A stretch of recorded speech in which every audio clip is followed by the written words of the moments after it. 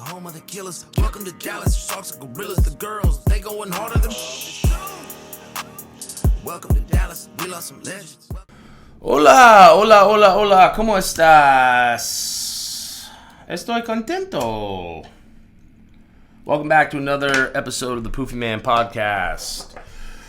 Listen, today, I'm gonna go in on a iconic lead singer of a epic 90s rock band, okay? So, even though, you know, I work in a different lane in music, which is obviously more hip-hop oriented, there's a lot of crossover with regards to kind of like some of the issues you're going to hear revolving around this particular lead man. And of course, I'm talking about Billy Corgan from the Smashing Pumpkins.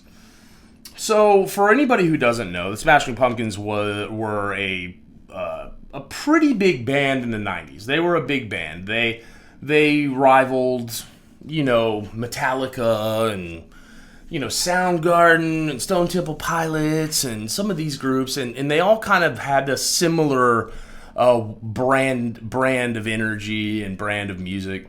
And I wouldn't say they were run-of-the-mill. They were definitely a well-known band, and I'm going to give them that, okay? However, their lead singer, their frontman, Billy Corgan, has always contended with allegations of having this sort of contentious relationship with his bandmates. And it's not just allegations, it seems to be pretty valid, most of them at least, because the Smashing Pumpkins have gone through this never-ending cycle, this rotation of satellite members of their band. Like, literally every album they drop, the whole band quits except for Billy Corgan.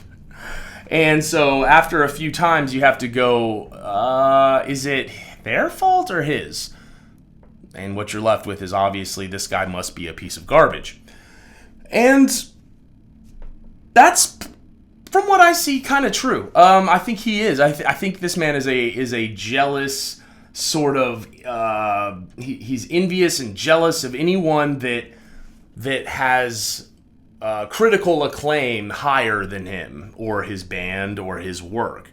And he frequently, now that he's kind of reemerged, he's, you know, resurfaced from wherever he's been for the last, 10 years, he shows up in his mid-50s and decides he's going to, like everyone else, including myself, start his own podcast where he invites other people who are familiar with the era that he performed in and that he grew a name for himself in, that being the 90s, to discuss certain things about their motives for bands and how the history of things and whatever. Relatively inconspicuous and innocuous, I guess, at a glance. However, it does seem that through watching it, you get this vibe that this man either believes himself to be of higher intelligence than everyone that sits across from him, or he may be and likes to throw it in other people's faces. He'll do little things like, correct people if they mispronounce words. Things like that are obviously like, listen, man, like, we all know maybe you're smart or you read the dictionary every day. Either way, it doesn't matter. You don't need to, humiliate the guest that you invited to come on to share their story because they can't pronounce, discombobulated or something. Like, just chill out. Anyways, so if you go back far enough, you'll find plenty of content that supports what I'm saying, especially with reference to a particular band, also happens to be my favorite band of that era, Nirvana. For whatever reason, these two were pinned against each other in the media as being contending forces for, the spirit of the youth at the time. As it turns out, there was no competition whatsoever. Billy Corgan in the Smashing Pumpkins never even approached, at any level, the mega fame that Kurt Cobain and Nirvana had. And a lot of it has to do less with music and more with his shitty personality that I've just unfolded before, I've made a case for. So anyways, check out some of this stuff and we'll get into a little bit more about what I'm talking about. That he took into that was stuff I taught him. Butch didn't need me to teach him how to mic up a cabinet, but the way I would layer guitars, Butch was like, oh, I'll take that. So now, Nirvana's on the radio every 18 seconds. And of course, every time I hear this guitar, I'm like, oh, there's my guitar sound. So would you run out when those albums were new, when Nirvana would put out an album, would you run out, buy the album, take it home? You didn't have to. They were everywhere. Right. But everywhere you went, you're like, oh, God, I got to hear this. And you'd hear that, and it would actually depress you probably. Because, probably, yeah. Because you say, shit. Well, he was also living with my ex-girlfriend. Is that right? Okay, so from this video, what you can see here is a case of morbid jealousy. It's just like this dark jealousy that he, now that he's looking back and he's trying to make a claim against someone who, of course, isn't even around to defend themselves. It's always funny how he does this. But regardless, there's a claim in here that's being made that is just fundamentally off the mark, okay? So Butch Vig he's a famous engineer. He worked with David Geffen, and he helped produce, in this case, the Smashing Pumpkins' debut album, which did pretty well. And the claim, of course, was that Billy Corgan had somehow, with his his out of this world intellect, came up with this incredible new groundbreaking engineering technique called the wall of sound. Now, if you're an engineer or you know anything about music at all, you can automatically discern this is complete bullshit, because the wall of sound, of course, was